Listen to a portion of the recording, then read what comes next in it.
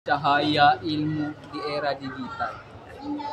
Dalam genggaman kecil cahaya menyala, menyingkap jendela dunia tanpa batas.